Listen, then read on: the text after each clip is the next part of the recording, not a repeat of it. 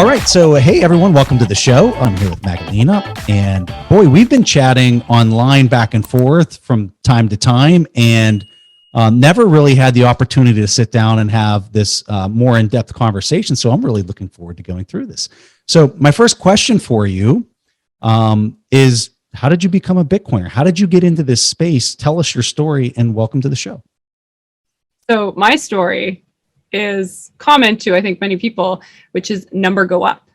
So, picture this, 27. I mean, I've heard about Bitcoin, and I remember even like searching for Bitcoin in my emails and coming across it around like 2013, but it was really number go up technology where I was like, whoa, wait a minute. I need to buy some because it's going up.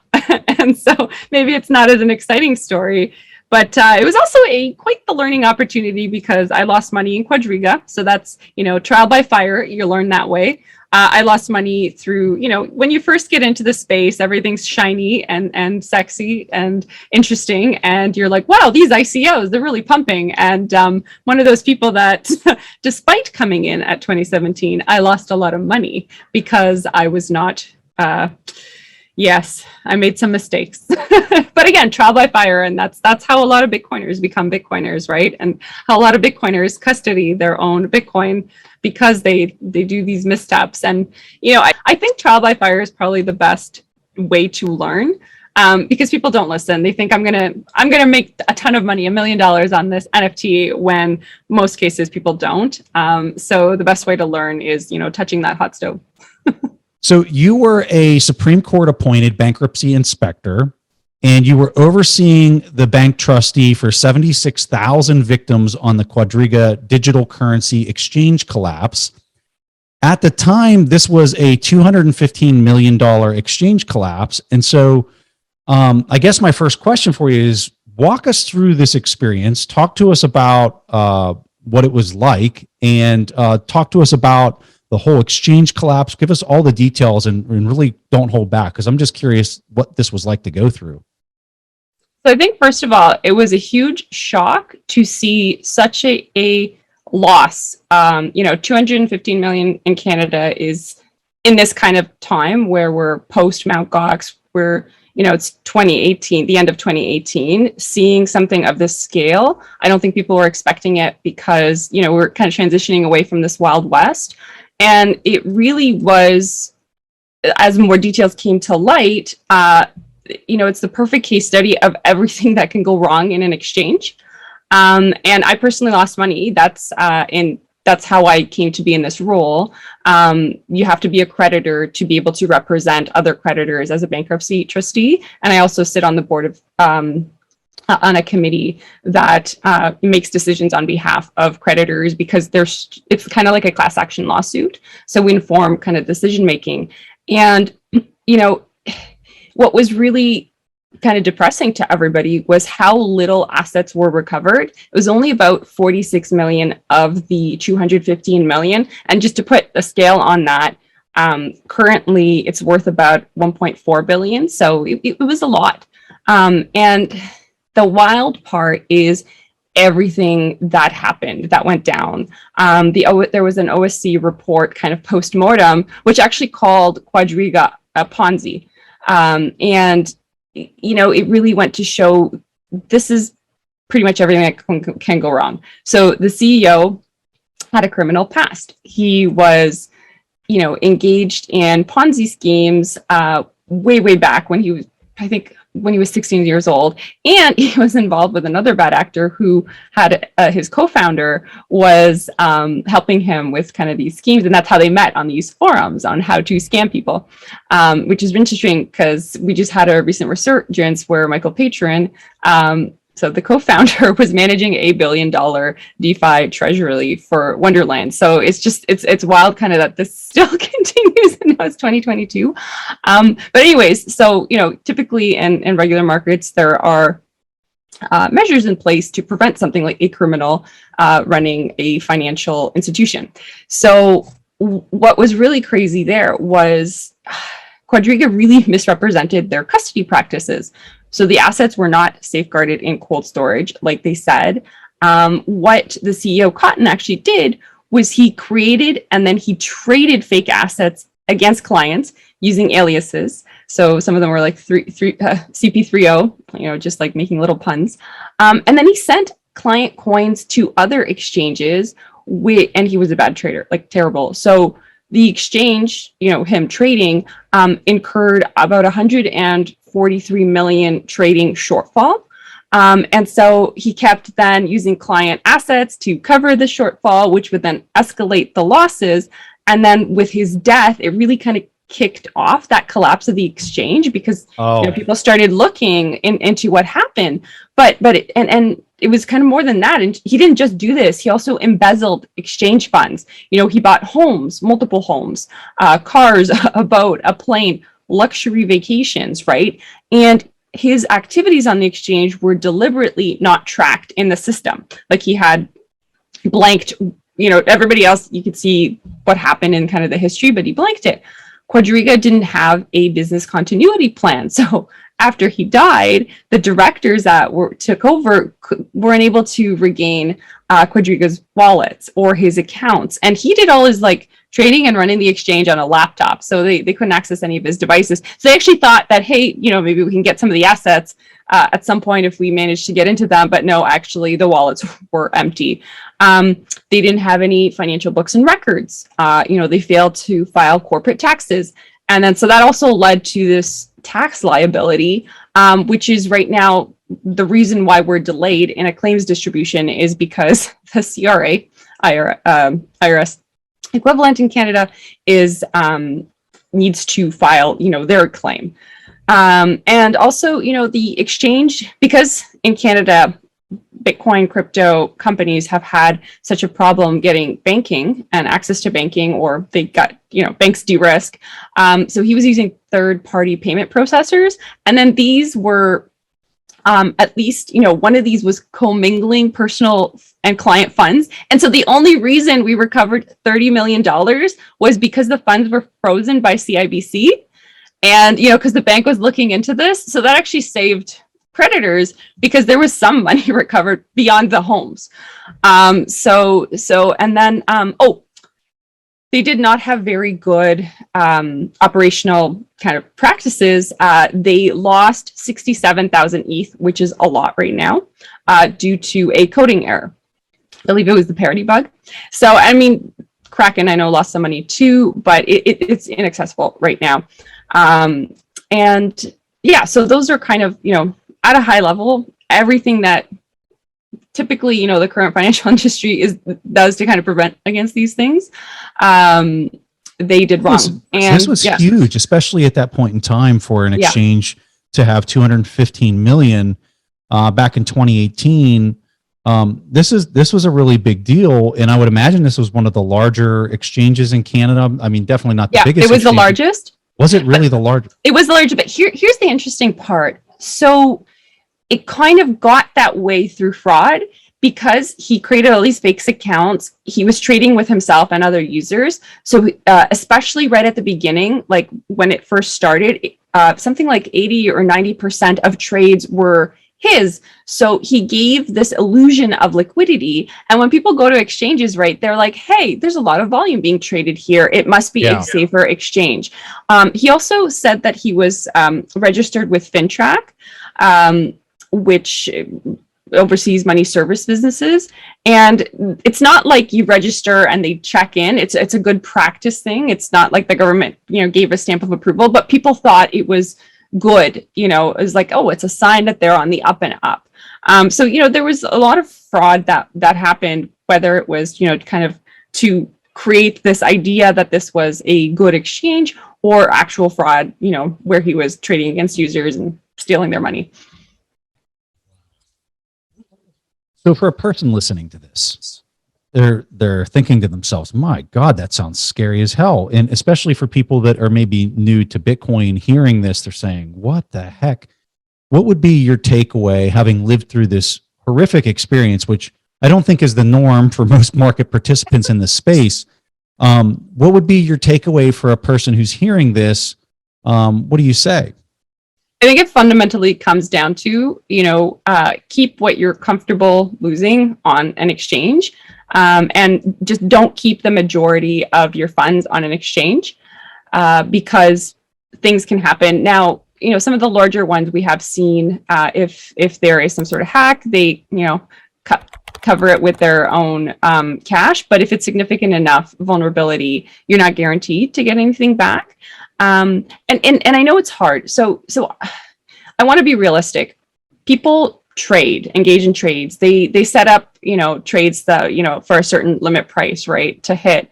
And so it's a matter of really finding out what you're comfortable with and, figuring out how to de-risk. So maybe it's finding 2 or 3 exchanges that are more reputable, they're following regulations, there's nothing shady happening, and, spreading it out if you want, so if one goes down, maybe, you don't lose everything if you are a trader. But it really, and a lot of people too, they get comfortable, they put some money on an exchange, maybe it's $1,000, but, or $5,000. But think about when Bitcoin was 4,000 and then it shot up, 40, 60,000 within 1 year. You can 10x easily what you have on there and forget. I mean, Well, and I think another key point that I'm just thinking of is just like the guy in charge. So much flows from the top down with the leadership of any organization. I don't care what it is. Like this past week, we saw Jesse Powell out of Kraken make his statement to the world of, hey, yeah, if a government comes to me and tells me that I've got to seize up funds, I have to do these things in order to obey these laws without being shut down. So get your coins off the exchange. Was literally coming from the top CEO of one of the biggest exchanges on the planet. This guy doesn't sound like he would ever say something of such ethical transparency, right? So I do your homework on who's ever in charge of some of these organizations. And that one is actually interesting. So sort of after what happened in Canada over the last week, it's not just, losses, exchange losses or a hack that you have to worry about. It's, are you going to be financially censored for some reason, maybe even without due process, like in Canada, and your funds cut off or your address is flagged? So if there is a third-party custodian that's subject to certain rules and they want to, stay on the good books of the government that they want to, continue operating in that country, you might get your assets frozen as well. So that's something to consider. Whenever there's a third party, you're not the one in control of your money. And, so if you take money off the exchange, you control it, but then it's a different issue where you are responsible for your own money. So it's like, if you have a gold bar, where do you store it? Do you bury it somewhere and then forget, right? there's other factors that come into play, and it's trade-offs, but you have to kind of think about that for yourself. What trade-off is more important to me?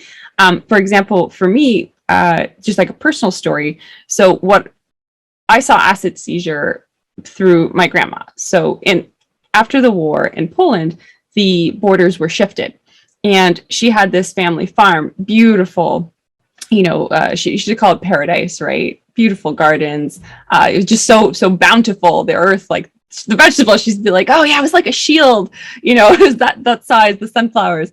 And so when the border shifted, that was no longer hers. So she lost that asset. And that's something that, she really missed. And so I saw that for my family. And so that's important to me, is like, I want to have some assets that I know nobody can take from me. And so that's how I view the world. And then you yourself have to kind of picture what's important to you. And, are you responsible enough to kind of take that financial sovereignty? All right. So let's talk about another thing that you were a part of here. So you helped with the 3IQ IPO, which was North America's first regulated Bitcoin fund on the TSX. Walk us through what this process was like. You have tons of people here in the US wondering why in the world we don't have a spot ETF. But walk us through this process, and then just kind of give us some of your thoughts on what it's like to kind of get something like this pushed through, and then maybe some of your thoughts on the spot ETF stuff. So 3IQ's Bitcoin fund really paved the way for all funds, including ETFs in Canada. And that's kind of an interesting story too, because 3AQ took on the regulator, so the Ontario Securities Commission, which, so just to set the scene, in Canada, we have provincial regulators. We don't have one Securities Commission. Every province has one, but the Ontario Securities Commission is the one that other provinces look to, just kind of like the world looks at what the SEC does. And so, and they also kind of throw their weight around too, around the other jurisdictions. And so they thought, that a Bitcoin fund was not in the best interest of retail consumers. And so what, 3AQ thought initially would be pretty easy to get was it ended up being a 3-year legal battle to get, to make it okay. And so, very similar to what's happening now, where it'll be interesting. I believe that there is. Sorry, are they taking? Is Grayscale going to court, or? It sure looks like they're ramping up to do something in the legal domain. Yeah. So they might actually have kind of like a 3AQ journey where, at the end of it, there were multiple hearings, and the judge, so one of the commissioners, came out with a 26-page ruling about why there should be a Bitcoin fund in Canada and how it is in the best interest of retail consumers. And that, that piece of paper, that document, is the foundation that all other funds went to apply for their prospectuses for. So, but it was really interesting because you really had to push back. So they basically had the OSC say no so that they could then take them to court and then fight for a ruling that would permit that. So it's a different type of approach rather than asking, because then you get a concrete answer. And I think it's really interesting because Canada and the US are very similar in terms of markets and just Western type of country. So maybe if some smaller country like Bermuda launches a Bitcoin fund, it's not the same kind of implication, but you have funds and ETFs in Europe, Singapore, in Canada, and I'm really looking at the US, like the precedent has been set for these types of products, and I really question why the US does not have one, especially looking at, what's happening with Grayscale and the heavy discount, with the futures product, the carrying fees. It doesn't seem like in the best interest of retail at all. I mean, it's just, it is so administratively burdensome when you're looking at the futures, try to synthetically create a price around these futures that are constantly being changed. And I mean, it's very frustrating, and it really makes you think, is he doing something in order to allow all of his Wall Street connections to get in there? And I hate to sound like a tinfoil hat type person, but I can't figure out any other reason why somebody would be pushing back this hard. And I mean, the thing that I find really strange about it is Hester Pierce, who's the deputy there, has the exact opposite opinion of him. I don't know if it's a good cop, bad cop routine that they're playing, or if it's like they just really don't get along. Well, what's interesting too. So, I worked in economic development type of activities on the policy side for government for a decade. And if it wasn't a country like the US, I would say you're shooting yourself in the foot from an economic perspective. Unfortunately, the US has a significant moat in that everybody looks at the financial markets in the US, right? They are the biggest. So if you want to list something, you go there, right? If you're a Bitcoin miner, you don't list on the Canadian exchange, you want to list on the US exchange because of all the benefits that accrued with that. But otherwise, I'm thinking just like in terms of investment and jobs that you're costing, if it were any other country, because you want to provide your citizens this opportunity, you want this industry to thrive and have, the economic benefits and innovation that comes from it. So it's just, I really question what is happening there and what they think, because typically, government has trade-offs. They think this outweighs that, so therefore we're saying no because these other reasons are making it more important. They're saying it's, not in the interest of retail, similar kind of type of story, or there's market manipulation, et cetera, for all the reasons why they say no. But like, what is it that they think they see is the part that I question. All right, so let's talk the Citadel 256 Bitcoin mining. Explain to folks what it is, kind of help us understand what your role is there and how long you've been a part of it. Yeah, so Citadel 256, I launched with the co-founders of HUD 8, so Mark and Sean, and post HUD 8, this was unrelated to HUD 8, and we were looking to build enterprise scale hosting for Bitcoin miners. And what's interesting is we actually started working on that and talking to Asian miners because of the connections that we had before the China ban. So what it really was kind of this testament to the onshoring of the mining industry back to North America. So, it's bringing manufacturing back because of the opportunities that North America has, whether that's, a competitive energy system or opportunities that for low cost prices. For example, we were looking at a site where it was co-located with a wind farm. So we would get reduced pricing for the time that the wind was blowing. So about 80% of a 100 megawatt site coming from renewables, and then the rest from the Texas grid. So I think, having worked in an environment, having worked for a decade with heavy industry around competitiveness issues, I'm very familiar with, kind of the investment decisions that are, I'm familiar with the investment decisions that a heavy industrial undertakes, especially one that is energy intense and trade exposed. And there's no other industry that is as energy intense and trade exposed as miners. And what I mean by trade exposed is if policies change, for example, China banning Bitcoin, will the industry just get up and go? And mining is pretty unique because you can move the miners. They're the biggest cost in terms of infrastructure. So you can ship them and rebuild. Unlike something like a steel plant where you have a coke oven that's maybe $30 million, $40 million and has a lifetime of 30-ish years. So it's a unique industry because you can move to energy sources that are cheap, that are even low, no cost or negative cost, as in you're getting paid to take that feedstock.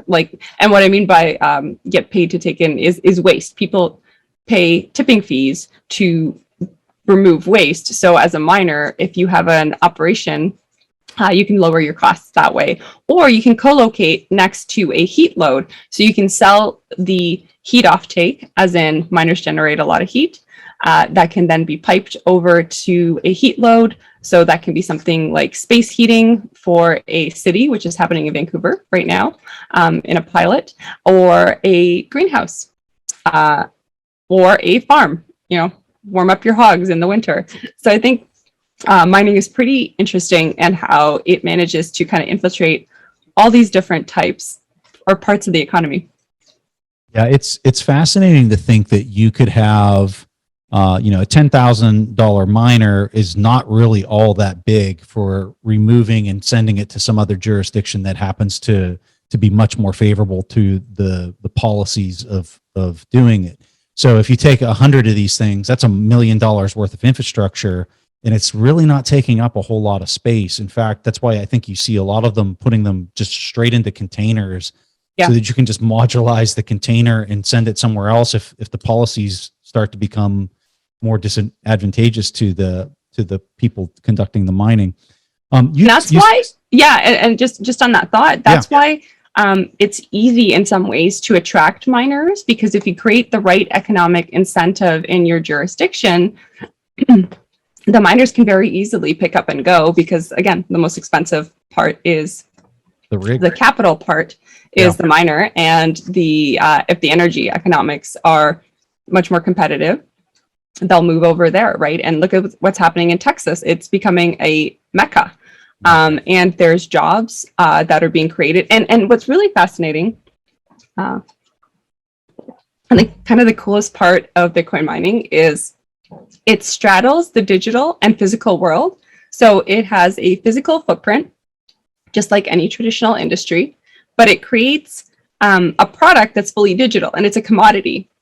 And so typically, commodities, they have super low margins, but the margins on mining, have been reaching 80-90%. Really high, like it's wild. And you cannot, like, if the price goes up,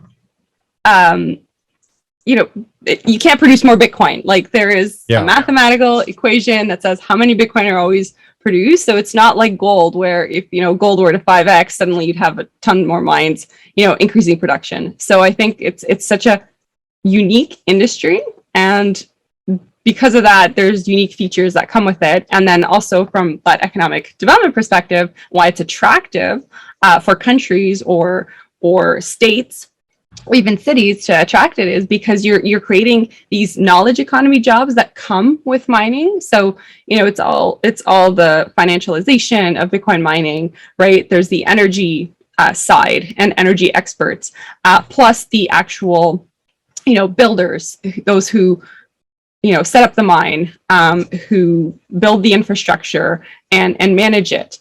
It's just, and now we're integrating with with other industries, like whether that's district heating or waste management. So it's just fascinating seeing kind of this diversification and opportunity in so many sectors of the economy. 90% of the coffee at grocery stores is stale. You heard that right. The coffee you know and think you love needs an upgrade. Instead of rebuying the same old, let Trade Coffee send you something freshly roasted that you're guaranteed to love.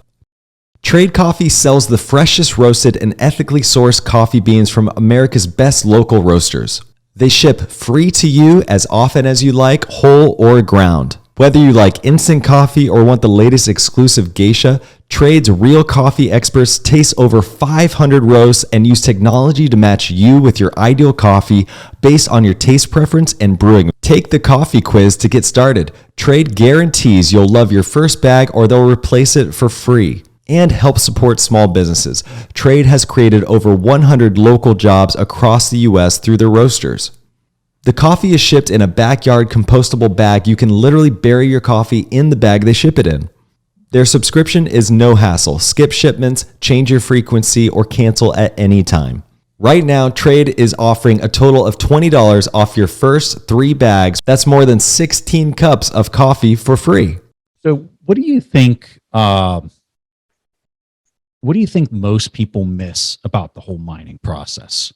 If you're just going to think, the typical person that knows quite a bit about Bitcoin, what is it that they miss when it comes to mining? I think it comes down to sort of this misconception that Bitcoin mining is bad for the environment because it's using power. For what, and there's kind of a number of different ways where they're wrong. One is, they think that one Bitcoin transaction is the equivalent to a block reward, which you're probably familiar with. Another one is that there's all this energy that could be used for better things. Maybe it's like hospitals or something, but they don't understand how much energy is either misallocated or wasted. If we just look at some of the cool business models that these miners are finding, flare gas in the oil and gas industry. Typically, oil and gas flares. So they emit methane from the oil and gas process, and because methane is 25 times more potent than CO2, or 80 times if over a longer lifetime. And so because you're converting methane into CO2, it's an environmental benefit. And so, but it's still energy that's being wasted. So the awesome part is, miners come in, they're a more efficient process. They're taking this wasted energy and they're, putting it to good use for, to support the Bitcoin network. In the case of, so recently, we're hearing a lot about miners destroying the planet, not just because they're boiling the ocean and wasting energy, but there's a lot of e-waste out there. They're generating waste, filling landfills. And I think this is an opportunity to kind of like flip the narrative, because there are miners that are taking advantage of waste resources, whether that is municipal solid waste or the billions of waste tires generated annually across the globe. And so that is a resource that could be mined for energy that's just sitting in a landfill, and it's a negative cost energy. And so we're seeing miners kind of fill that niche and figure out, better uses. The waste heat that is created from a miner is a resource as well, right? Whether you're heating buildings or heating greenhouses, and this is both things that are happening right now, or another kind of low grade heat process in manufacturing, there's opportunities to kind of reuse that waste resource. And so, I think there's an elegance to Bitcoin where it moves based on economic incentives, right? And it's simple, right? It's just a simple set of economic incentives. And so for the first time, we have this way where we can fund public policy issues that, typically have had under investments, whether that's, the transition to a low carbon economy where trillions of dollars are needed to get us there, or, this transition to kind of like a more modern, clean, resilient energy system, because of a lot of our infrastructure in North America has been underinvested, and we get brownouts. Transmission, distribution lines, generation. Some of these plants are over 100 years old, and so there is investment that's needed. And I think traditionally it's been the government, so either it's the users, so the ratepayers, or it's the taxpayers, or it's the private sector that steps in because of some capitalistic opportunity. But we now have this new bucket that can fund sort of these public policy issues that could generate some sort of positive environmental outcome or societal outcome. So, whether it's waste reduction, whether it's resource optimization or optimization of the grid, as is happening in Texas. And so having worked for a decade in the low carbon economic transition, I keep seeing the goalposts get moved. And it's typical because, governments want to get reelected, so they don't want to come down too hard with the stick, right? And this is kind of a different way out, and it's purely being done based on economic incentives. These miners are saying, hey, here's a resource that I can lower my cost with, or I can sell this heat offtake, and it's a additional revenue stream for me. And that is creating this environmental benefit. So I think that is a piece that people aren't yet capturing, and sort of the synergies that we're seeing, between miners and the renewable energy industry that hasn't yet come to light because everyone's so focused about, boiling the oceans. And so I think it's one of those things, the Satoshi quote, I don't have time. If you don't believe it or don't get it, I don't have the time to convince you, I'm sorry. It's kind of like, at some point, like, this is already happening, right? They're combining with legacy industry, integrating and finding these synergies. And at some point, people are going to realize, hey, this actually happened, right? So we don't need to, people will believe because they'll eventually see it. It'll be so commonplace. Like, even think about in people's homes. People are sticking miners in. They're reducing their home heating bills, which are traditionally carbon sources because it's natural gas, and they're heating their home on grid power. And depending on where you live, you might actually be, 98% renewable, like in BC where it's all hydro.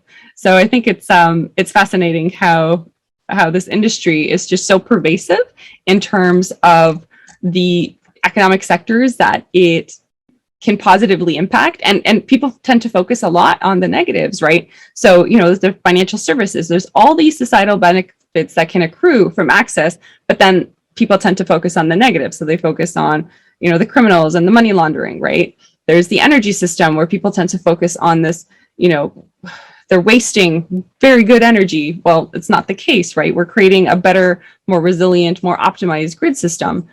Manufacturing, creating additional revenue streams, and maybe actually helping struggling legacy industries. Like, if you look at the pulp and paper sector, they've been dying. We're all going digital, right? And they require heat. Well, heat recovery is a cross-cutting technology. So I am seeing miners partner with pulp and paper sector. So if you can provide a little bit of an extra revenue stream, or even like, miners co-locating in a legacy business and providing that revenue stream, like in the oil and gas sector, there's a lot of opportunities there. And actually so a country that kind of cuts off Bitcoin, whether it's Bitcoin mining or just Bitcoin, is kind of shooting itself in the foot, because this is an industry that lives in both the digital and the physical world. And it's not just about mining. Like, even think about, custodial wallets. Like, it's industry. It's a different type of industry, and we're still manufacturing things. They're just things that kind of straddle this digital and physical world. So I think that's kind of why it's fascinating. But that's, policy people are kind of still missing, the forest for the trees. And we're seeing a lot, there's the left and the right, or the conservatives versus the liberals. And, the conservatives are very much, it's all about the capitalist system, which is, mining fundamentally comes down to the economics, right? There's nothing more capitalistic about that. But then, there's all these positive benefits that can accrue societally, including, like, something as simple as food security. If you look at Alaska or Northern Canada, there are places where, they don't have access to fresh fruits and veggies. But if you put in a mining operation, and I know there's for some First Nations that are looking into this, you put in a mining operation, and you're essentially subsidizing food production, fresh food production, instead of having it shipped in. So there's like these little policy levers that aren't, a mandate, like a government mandate, thou shalt do this, or thou shalt not pollute, that type of thing, where it's actually positively incentivized. And that's why I think it's a fascinating place to be. Yeah, for sure. And it when I'm listening to what you're talking about, and you really are hitting at economic incentives, I think so many elected officials are thinking they look at policy as their tool, or their way of displaying, hey, I came up with this policy, which then attracted whatever to come into this jurisdiction, which was a win for my, me being in charge, or in this domain. And I think that with this in particular, you really, less is more. Not putting something in place is allowing these economic incentives to naturally express themselves and to attract all of these things to happening. Like you were talking about the gas flaring, and just, you name it. Everyone wants to try to optimize this heat energy that's naturally being kicked off from the act of mining. And they're naturally trying to find the cheapest kind of energy, or creating some type of business to go upstream. And like you and I had talked before we started recording about Jason Williams with the tires, right? Like, here's a guy who's getting paid to take the tires. Yeah. Getting paid to take the tires, and then converting that into energy to then, run mining rigs. But then also creating value-added products, because there's black carbon that's generated, there's oil, there's the synthetic gas, right? There's steel that can be recycled. So it's not just like thermally, it's the thermal deconstruction of the product. You're not just burning the tire, you're creating like resources that typically, to produce oil or to produce the black carbon, you would have your own industrial process with its own environmental impact. So you're replacing that. So I think, these types of stories need to be told more to the policymakers. And just from my experience working with industry, the squeaky wheel gets the grease. We haven't been squeaking enough as an industry, I think, but it really is changing. We're at a point where the industry is so financialized, and like they've got capital because there are so many publicly listed companies, whether that's miners, but then also, you have exchanges with have tremendous amount of capital that can start to throw their weight around like traditional industry has. And we are seeing that. And I think it's something that's going to grow. And it's been interesting because I'm not surprised to see, mining as an industry create its own group. And that's what happens in legacy industry. You have like Canadian manufacturers and exporters, but then you have the steel association, the cement association, where everybody has their own special, unique Lobbying issues that they bring forward, and they build those relationships with policymakers, and they tell the story of, we employ X amount of people, we generate, we bring this much to the economy, and that's kind of why it's important. But I think it's more difficult to understand, because like steel is something simple in the sense that this is an industry, and we create steel, and it's but then Bitcoin, because so I'm going to bring in the Darwin Finches. So just taking a look at mining on its own, like there's this Cambrian explosion of like these niches, ecological niches where miners sit in across various sectors of the economy, like waste management, agriculture, energy, just all these places. And then that's just mining alone. And then you get into wallets and exchanges. It's become so complex that just the energy story is this big black box typically for people. But now you pile in, like, what do you mean? You're replacing our money. Like people can't grasp all these concepts. So it's really hard for them, to build policy, because for the big picture, I think it's important, you want to support the whole Bitcoin ecosystem, because then you're creating economies of scale, you're creating this, economic global hub, and then you're strengthening, this attraction of talent and money in this kind of virtuous cycle. So I think fundamentally, I think where we really need to go is, it's of strategic importance to develop a domestic Bitcoin strategy, but it's so complex in how it plays out. But the policymakers need this big view, because there's just so many levers that you can apply to then support a domestic Bitcoin strategy. And I think, if you're just looking at mining and energy alone,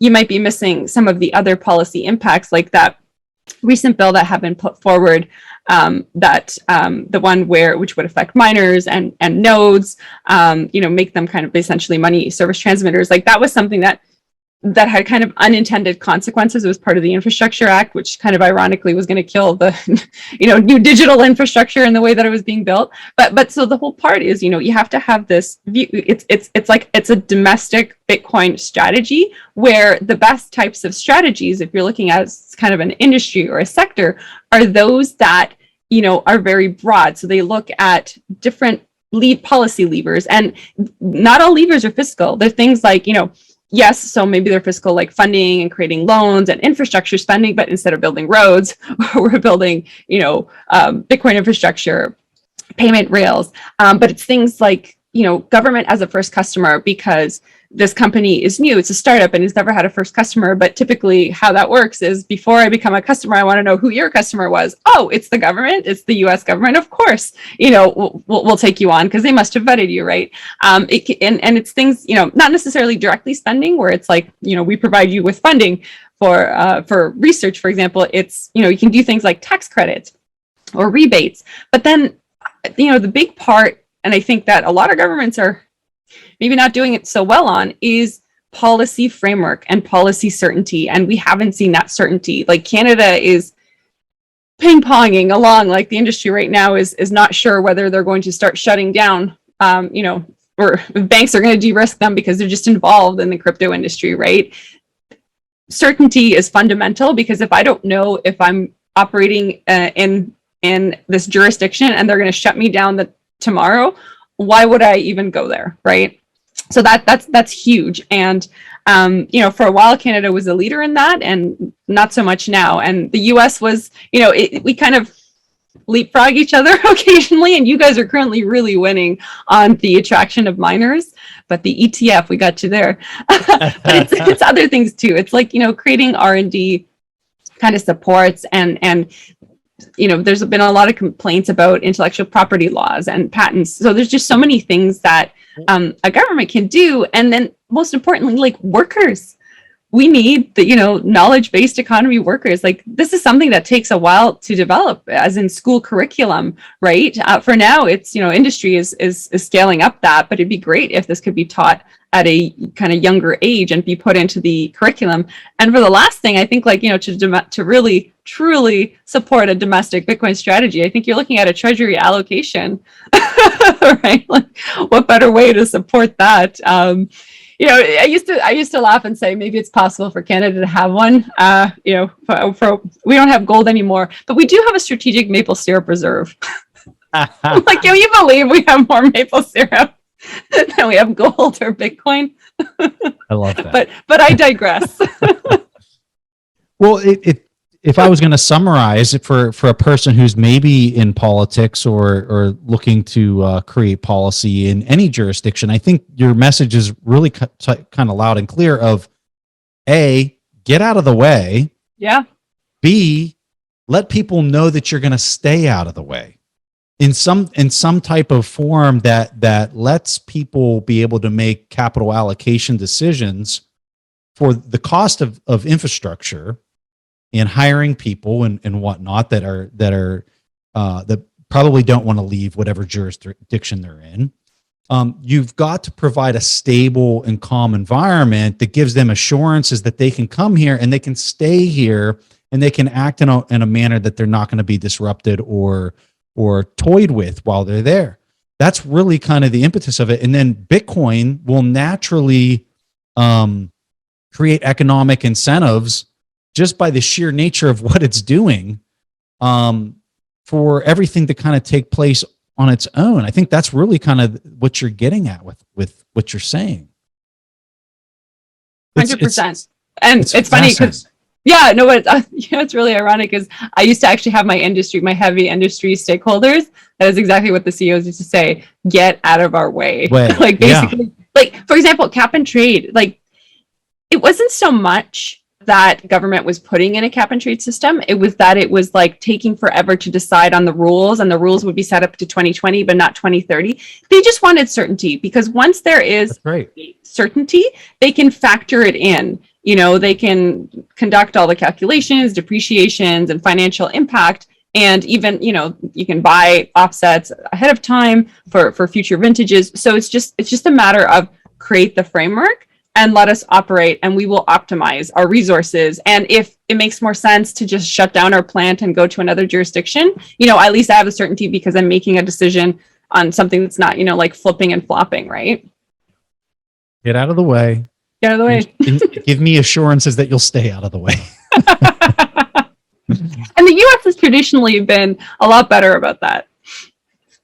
All right. So, over in Europe right now, they're having, and I think this really has come home with the whole Russia situation and the expectation that their energy costs are going to start going through the roof. I think that now you're seeing this opportunity for people that have very different opinions than the ones we're talking about tonight, kind of standing up and saying, we have got to ban anything that relates to proof of work. We have got to stop this gross use of energy going into these proof of work protocols.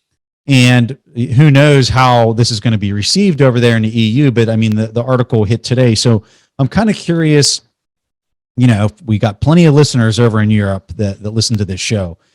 What is your recommendation for them, or where do you see this kind of going and playing out based on this situation, which I think is a real big concern for people living in Europe? These energy costs are going to go up. The pain is there, right? And so like that's where they're coming from without really kind of understanding what it is that they're trying to turn off.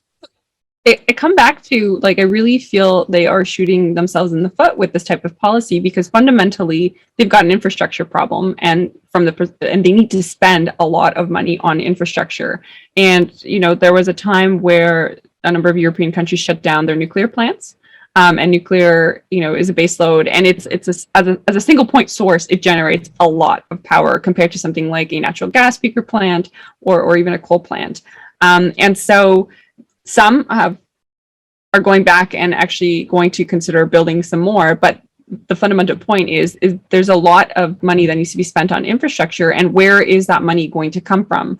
So I come back to, you know, partner with an industry that's basically printing money, but real money, right? That can subsidize not the taxpayers, not the ratepayers, not the private sector, but here's an industry that can create a new type of subsidy if they partner, you know, by creating either a predictable load. So what's really interesting is I'm seeing this with nuclear plants and Oklo in the US, where they're creating small nuclear reactors, building them, you know, they're piloting this, building out a smaller reactor. Maybe again, it's a little larger in terms of capacity than the city that they're going to be placed in, but that extra load comes in from Bitcoin miners. So again, predicting that, creating that predictable revenue stream so that you can, put it up against to take that off the infrastructure cost and the operating cost. And same thing with renewables. Similar situation can be made, because like any kind of investment decision comes down to what are the costs, right? And what are the profits? And so that is, Bitcoin mining is creating that profit center. And the other interesting part about Europe is they've been a lot more comfortable with the fourth R, so energy reuse. There was a time, for example, in Canada, where people were really against energy from waste. So, people would actually picket with signs saying, we're not lab rats, like don't burn garbage, because they were concerned about air emissions and other toxins. And whereas Europe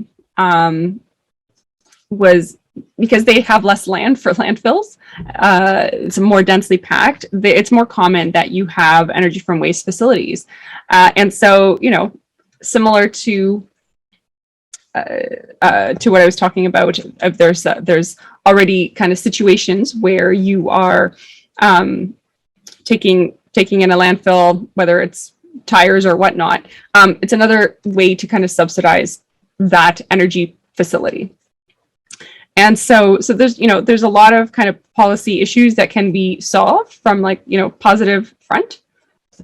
But they're stuck on this idea still that we lack energy. It's causing energy prices, and miners are going to steal that energy, so we have to shut them down. And they're not seeing it as kind of this symbiotic, opportunity. And that is something that I think that can only be navigated through, telling these stories and showing these examples of this already happening somewhere else in the world. So this next one's off topic, but there was a lot of people online that were telling me that I need to ask you about being a volunteer fireman. Yeah, I know. I'm a volunteer firefighter. I'm a first responder as well. So if you are in a car accident, your car is on fire, I'll put that fire out. I will jaws of life and get you out of there, and administer to any first aid needs. Yes, we also rescue cats, I guess. I haven't had the opportunity to do that. But honestly, I love it. It's interesting because most people don't know 70 to 80% of fire departments in North America are actually volunteer, as in they're not career departments. It's volunteers coming in. So, I'm on call 24/7 if obviously, family and the job comes first. But, especially if there's something like a fire in the community, like once the pager goes off, I'm in firefighter mode. I love this. Yeah, but I think so. It's interesting. A lot of Bitcoiners are actually moving to these rural towns where you're not going to have, a career fire department. I think it's first of all, it's an awesome skill set if you're picking up, first response. It's just like you have a first responder in your house. But secondly, you're building really good, strong relationships with your community. It's really rewarding. It's challenging too. Obviously, there's that element, but it's just I love it. It's become part of my identity. I love it. That is just so cool. Good for you. Thanks. It's really funny because we talk about what is Bitcoin. It's fire insurance, right? We know as firefighters, the importance of having fire insurance, and Bitcoin's kind of like, it's like buying fire insurance, but it's also like building another house in another town, and it's another total local economy. I absolutely love it. Mags, I don't have anything else. If you'd like, can you give a handoff to folks where they can find you? I know you're active on Twitter, and then also at Cold Card as well, which we were talking with MVK last week. So feel free to give some handoffs to anything you'd like. Yep. I'm crypto_mags on Twitter. So I'm Vice President of Business Development at CoinKite. We make awesome products like this calculator, the Open Dime, which is basically like I'm handing you gold. it's and we've got really cool products coming, like the Tap Center and the Sats card. But those you can find out from last week's podcast with Rodolfo. It's funny because like I keep straddling, like Bitcoin is so digital that I keep finding these jobs where I'm straddling this physical and digital world. Wonderful. But it's exciting. It's the base very level, exciting. right? Yes, very exciting. Well, we can't thank you enough for making time and coming on the show. It's just an absolute pleasure to talk with you and to hear your point of view. Thank you. Like, you're one of my favorite podcasts, so I know it takes work. So I appreciate you finding and creating good content.